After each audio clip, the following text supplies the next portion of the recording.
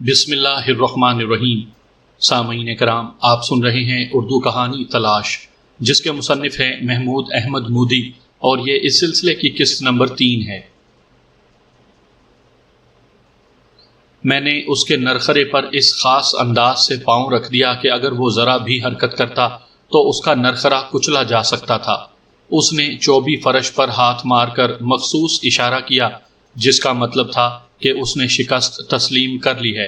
میں نے پاؤں اس کی گردن سے اٹھا لیا اور اس کا ہاتھ تھام کر اسے سیدھا کھڑا کیا۔ ہم دونوں نے ایک دوسرے کو تعظیم دی۔ شائطن کا ایک ہاتھ سینے پر تھا، مگر اس غیر معمولی انسان کے ہونٹوں پر اب بھی مسکراہٹ تھی۔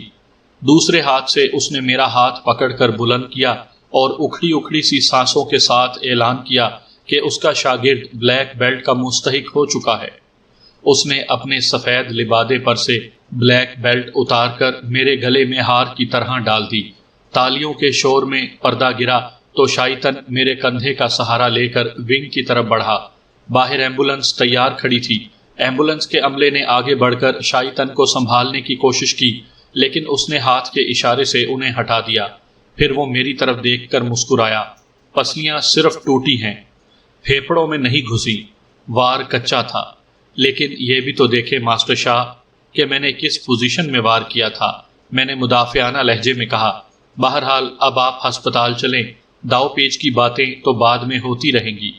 ہم اسے تھام کر برآمدے میں کھڑی ایمبولینس کی طرف لے جا رہے تھے جب سیڑھیوں کے قریب میں نے ممی کو کھڑے دیکھا۔ انہوں نے لپک کر مجھے سینے سے لگایا اور بے تحاشا چومنے لگی۔ برآمدے میں بڑے بڑے گلوب آویزاں تھے، جن کی روشنی میں ممی کا چہرہ معمول سے کہیں زیادہ شگفتہ نظر آ رہا تھا، گو کہ اب عمر کے ساتھ ساتھ ان کے بالوں میں کہیں کہیں چاندی کے تار جھل ملانے لگے تھے اور روشن چہرے پر ایک آدھ شکن نمودار ہو چلی تھی۔ مگر ان تبدیلیوں سے ان کے چہرے کے تقدس، وقار اور متانت میں نمایاں اضافہ ہو گیا تھا۔ ممی، آپ گھر چلیں، میں ماسٹر شائطن کو ہسپتال پہنچا کر ابھی واپس آتا ہوں، میں نے کہا۔ تم اطمینان سے سب کام کرو، انہوں نے میرا کندھا تھپکتے ہوئے کہا۔ میں تو اب واپس جا رہی ہوں، صرف اس مقابلے کے لیے وقت نکال کر آئی تھی۔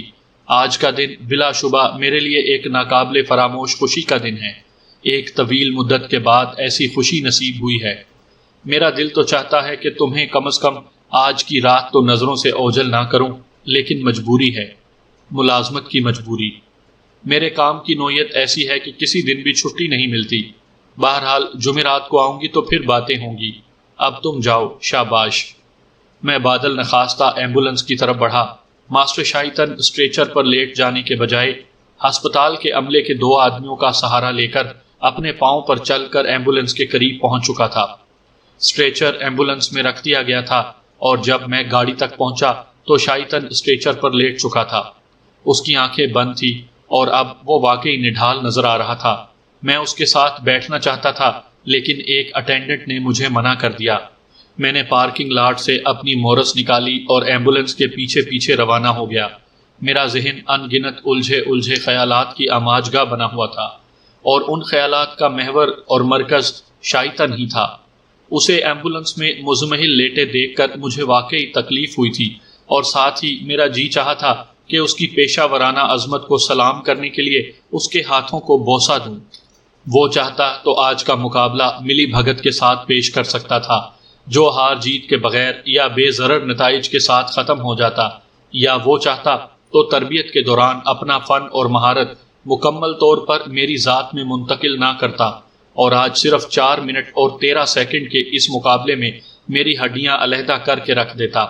لیکن اس نے پوری دیانتداری سے میری تربیت کی تکمیل کی تھی، اور اسی دیانتداری کے ساتھ میرا امتحان بھی لیا تھا، اور اس کے لیے اپنی جان پر کھیلنے سے بھی دریغ نہیں کیا تھا۔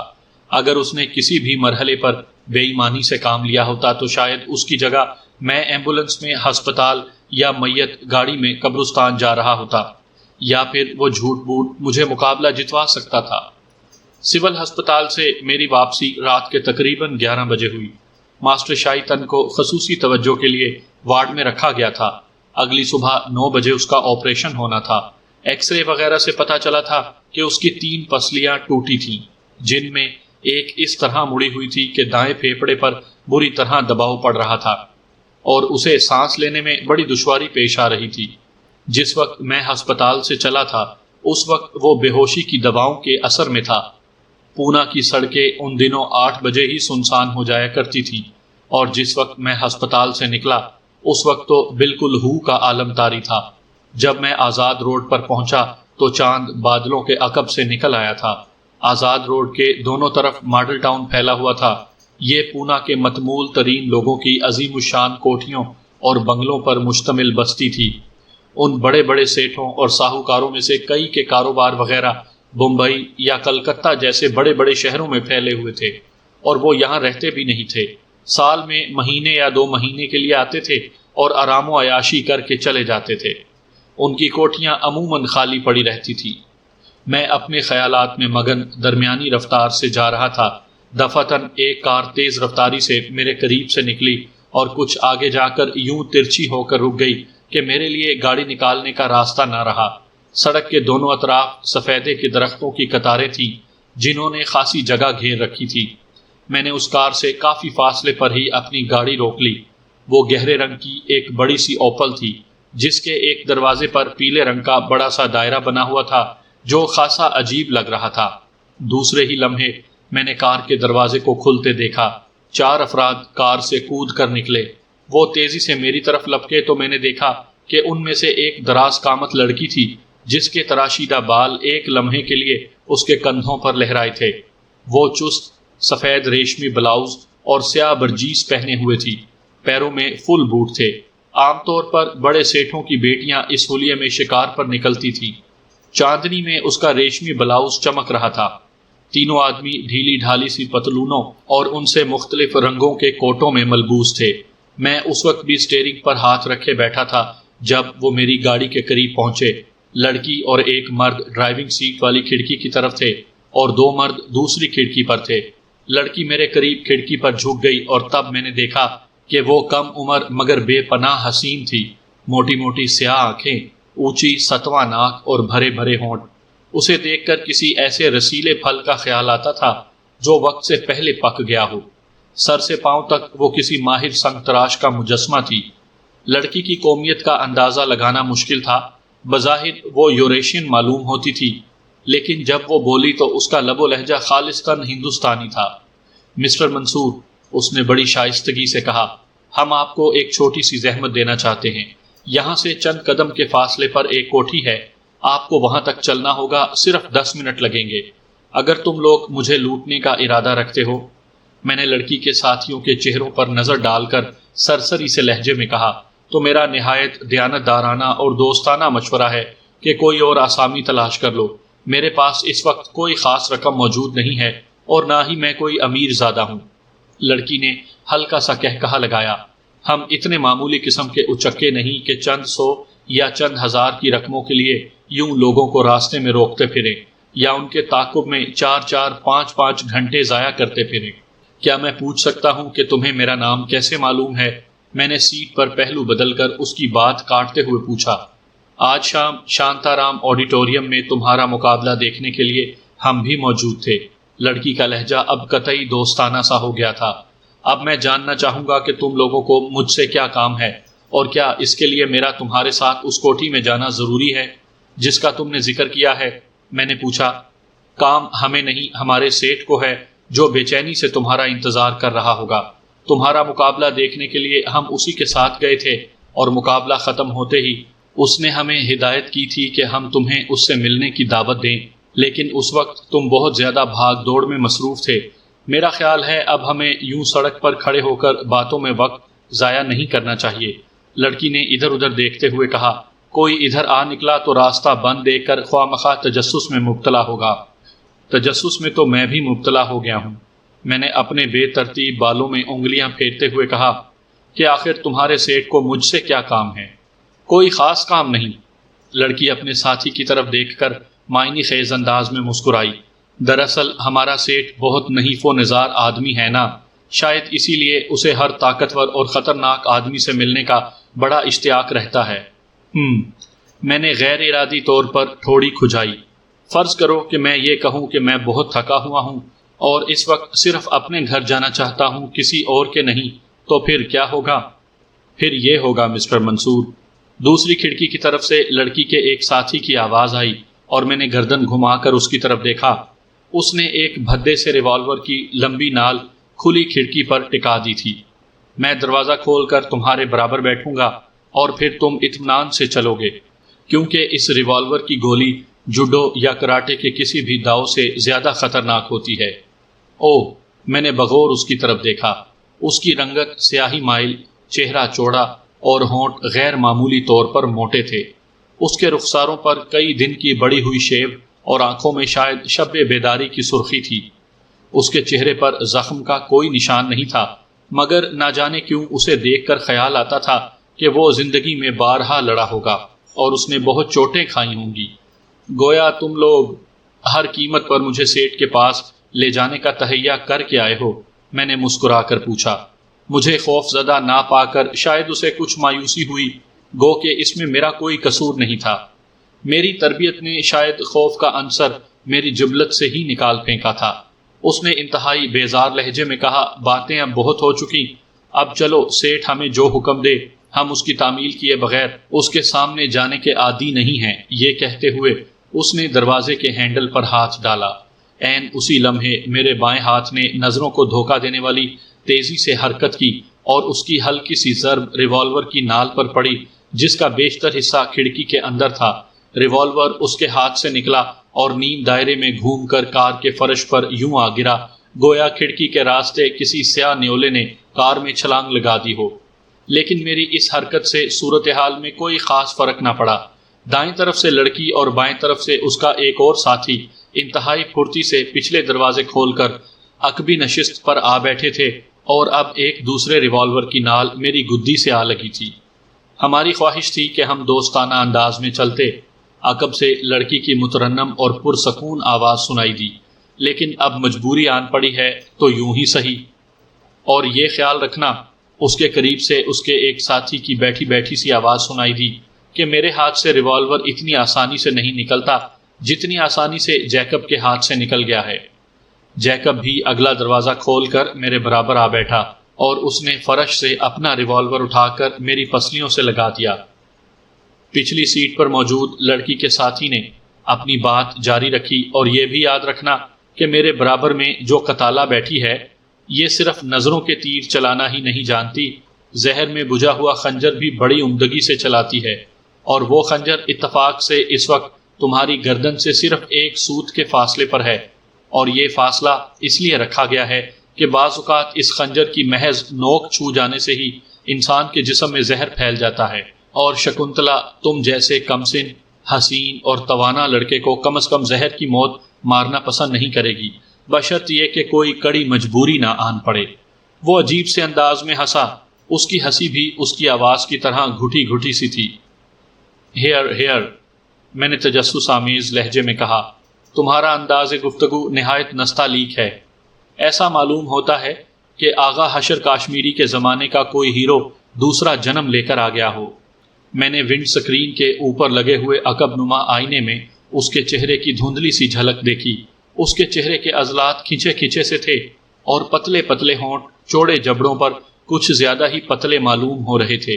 کار کی چھت پر لگی ہوئی چھوٹی سی لائٹ آن تھی، مگر روشنی چونکہ اوپر سے اس کے چہرے پر پڑ رہی تھی، اس لیے اس کے بالوں کے سائے میں اس کی آنکھیں نظر نہیں آ رہی تھیں۔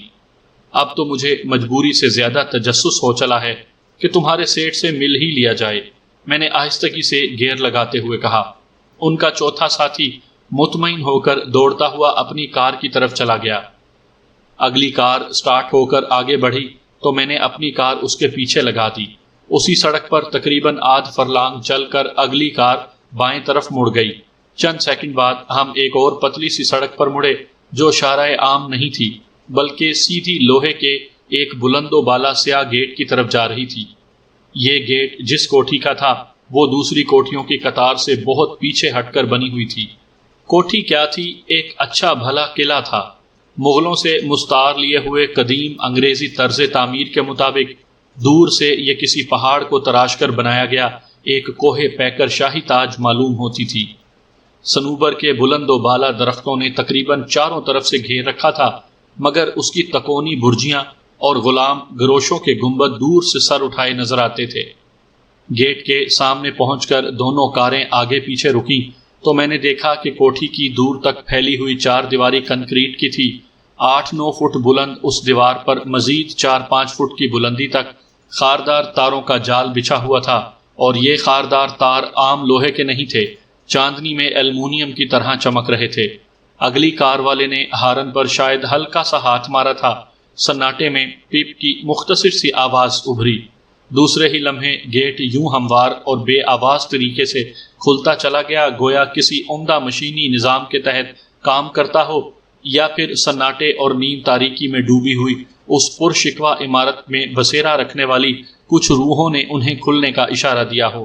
اگلی کار پختہ فرش پر چند گز آگے جا کر رک گئی۔ مجھے بھی گاڑی روکنا پڑی۔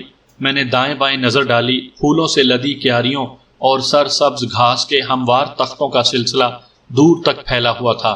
پختہ فرش کے دونوں اطراف بابلر کے درخت استادہ تھے، جن کی بلندی میں بھی ایک ترتیب تھی، یعنی گیٹ کے قریب درخت چھوٹے تھے اور اصل عمارت کے برآمدے کی طرف بتدریج بلند ہوتے چلے گئے تھے۔ گیٹ کے قریب ہی اندر کی طرف دیوار کے ساتھ ہٹ نما ایک چھوٹا سا گیسٹ ہاؤس بھی تھا، جیسا کہ عام طور پر بڑی بڑی اہم سرکاری عمارتوں میں ہوتا ہے، جہاں آنے والوں کو شناخت کے لیے روکا جاتا ہے۔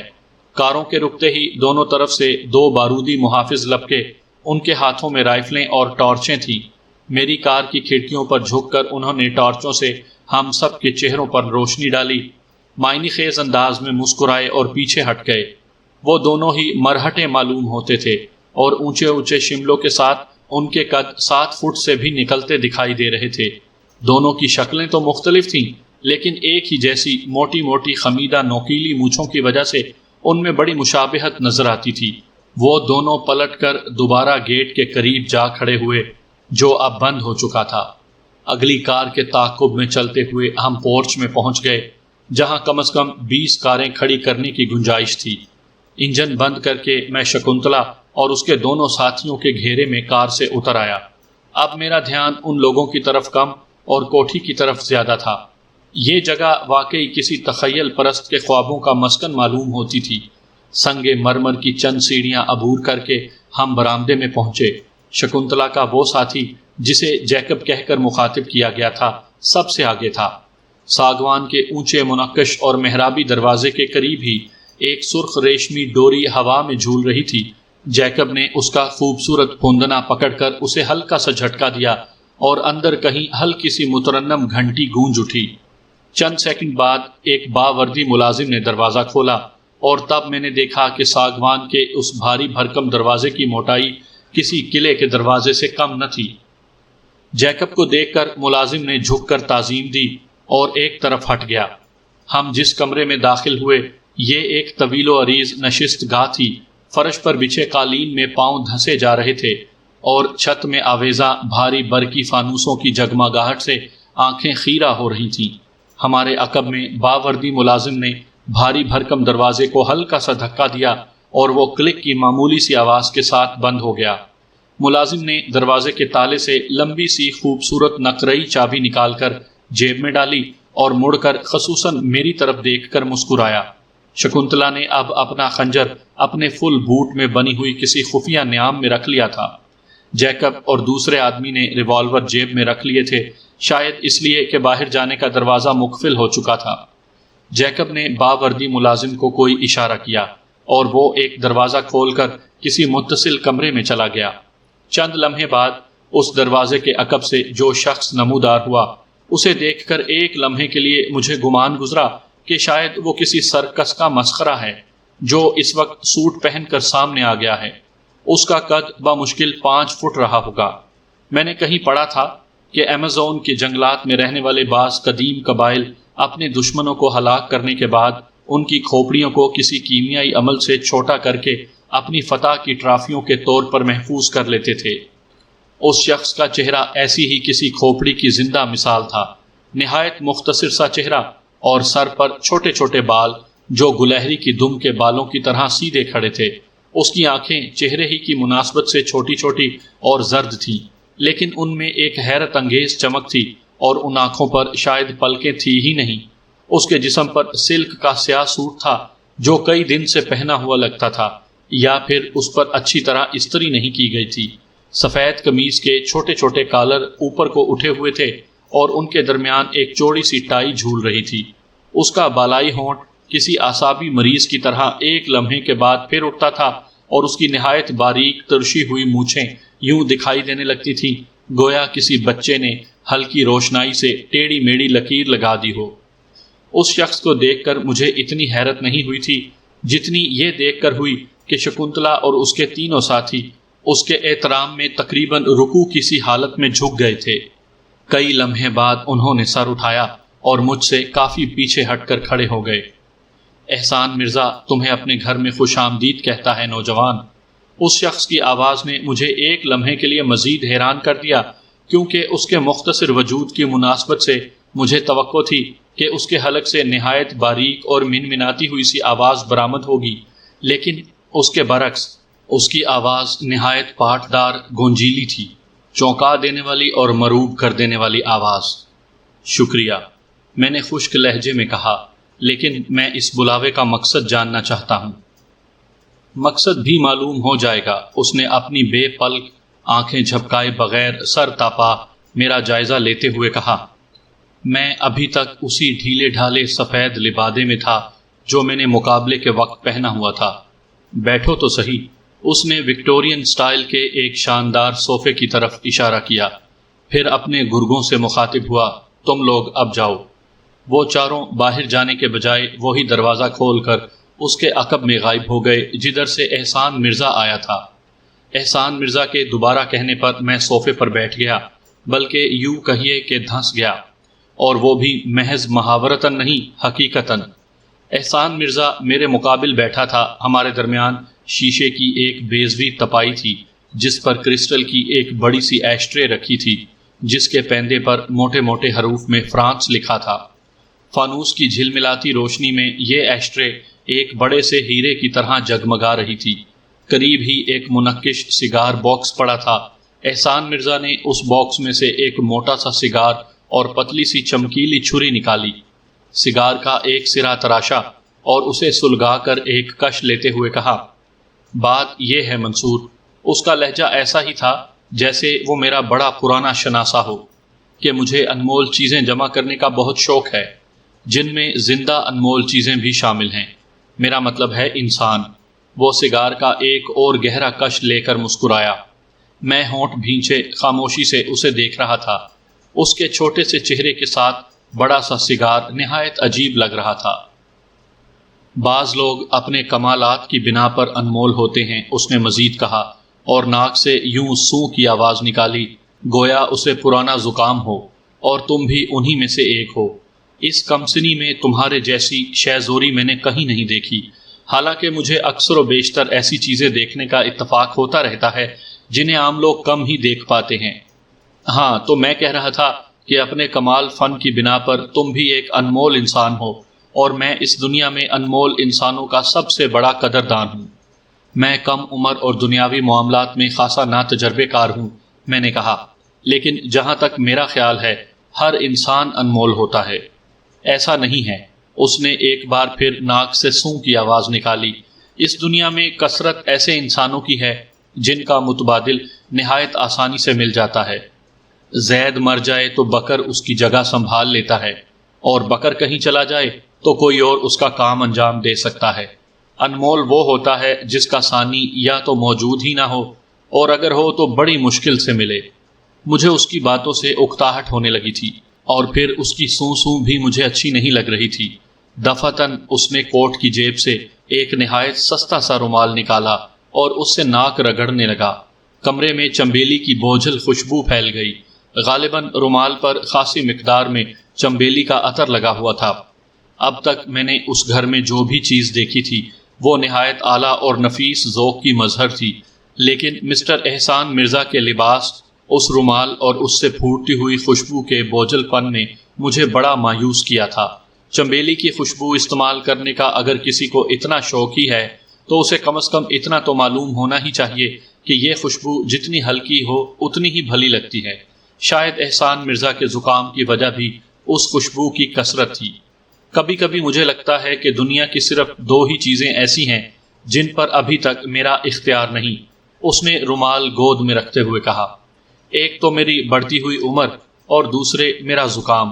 میری زندگی کے 17 برس سمندر میں گزرے ہیں، لیکن اس دوران مجھے ایک مرتبہ بھی زکام نہیں ہوا۔ 11 سال کی عمر میں 3 روپے مہینے پر ایک لانچ پر ملازم ہوا تھا، اور اس کے بعد 17 سال تک میری زندگی کے شب و روز سمندر میں گزرے۔ خیر چھوڑو ان باتوں کو، یہ بتاؤ کچھ پیو گے؟ اس گھر میں دنیا کا تقریباً ہر مشروب مل سکتا ہے۔ میں یہاں مشروب پینے نہیں آیا، میں نے پہلے سے زیادہ اکھڑے اکھڑے لہجے میں کہا۔ میں صرف یہ جاننا چاہتا ہوں کہ مجھے یہاں کیوں بلایا گیا ہے، اور جس انداز میں مجھے یہاں لایا گیا ہے اس میں تمہارے کسی آدمی کی جان بھی جا سکتی تھی اگر میں نہ آنا چاہتا تو۔ مجھے یقین ہے، اس نے تائید میں سر ہلا دیا، لیکن اس میں میرے آدمیوں کا کوئی قصور نہیں۔ میں نے انہیں حکم دیا تھا کہ میں ہر حال میں تم سے ملنا چاہتا ہوں۔ اب کسی گھماؤ پھراؤ اور فلسفے کے بغیر اگر اصل بات ہو جائے تو بہتر ہے، میں نے کہا۔ مجھے کافی دیر پہلے گھر پہنچ جانا چاہیے تھا۔ صاف اور سیدھی بات یہ ہے کہ میں تم کو ایک پیشکش کرنا چاہتا ہوں۔ اس نے اپنا چھوٹا سا سر صوفے کی پشت پر ٹکاتے ہوئے کہا۔ اسے تم ایک طرح سے ملازمت کہہ سکتے ہو، لیکن تمہیں اتنی عزت اور اتنا پیسہ ملے گا جتنا ملازموں کو تو کیا، بعض مالکوں کو بھی نہیں ملتا۔ 20,000 روپے ماہانہ۔ 20,000 روپے فی زمانہ اتنی بڑی رقم تھی کہ یہ پیشکش سن کر ایک لمحے کے لیے مجھ جیسے بے نیاز انسان کا منہ بھی حیرت سے کھل سکتا تھا، لیکن سرے دست یہ مجھے مذاق ہی لگا تھا۔ اس لیے میں نے فوری طور پر کسی رد عمل کا اظہار نہیں کیا، بلکہ بات کی تہہ تک پہنچنے کے لیے پوچھا، اور میرا کام کیا ہوگا؟ 20,000 روپے ماہانہ اتنی معقول رقم ہے کہ اس کے بعد کام کے سلسلے میں سوالات کی گنجائش نہیں رہنی چاہیے۔ اس نے پھڑ پھڑاتے ہوئے ہونٹوں سے سگار نکال کر کہا، لیکن تمہاری تسلی کے لیے بتا دوں کہ کسی بھی کام کے لیے تمہاری ضرورت پڑ سکتی ہے، تاہم تمہارا بنیادی کام میری حفاظت کرنا ہوگا۔ کیا ان بلند و بالا مضبوط دیواروں اور مسلح محافظوں کے درمیان رہ کر بھی تمہیں خوف اور جان کا خطرہ محسوس ہوتا ہے؟ میں نے حیرت سے پوچھا۔ دیواریں جتنی بلند ہوتی جائیں، خوف اور خطرات اتنے ہی بڑھتے جاتے ہیں۔ تم نے کبھی کسی جھونپڑی کے دروازے پر دربان نہیں دیکھے ہوں گے۔ اس نے اپنی سوتی رومال سے اپنی پتلون پر سے کوئی غیر مرئی گرد جھاڑی۔ 20 دیدہ نادیدہ انسان میری حفاظت کرتے ہیں۔ بڑے بڑے سرکاری آفیسر مجھے آنے والے خطرات سے قبل از وقت آگاہ کرتے ہیں۔ اس شہر کے ہی نہیں، اور بھی بڑے بڑے شہروں کے نامی گرامی بدماشوں اور خطرناک ترین آدمیوں کا میرے ہاں سے وظیفہ بندھا ہوا ہے، اور ضرورت پڑنے پر ان میں سے کوئی بھی میرے ایک اشارے پر دوڑا چلا آتا ہے۔ بڑے بڑے سیاستدان رات کے اندھیرے میں میری چوکھٹ پر پیشانی رگڑنے آتے ہیں، اور اپنی لیڈری چمکانے کے لیے انہوں نے جو رسمیں شروع کر رکھی ہوتی ہیں ان کے سلسلے میں مجھ سے مدد مانگنے آتے ہیں۔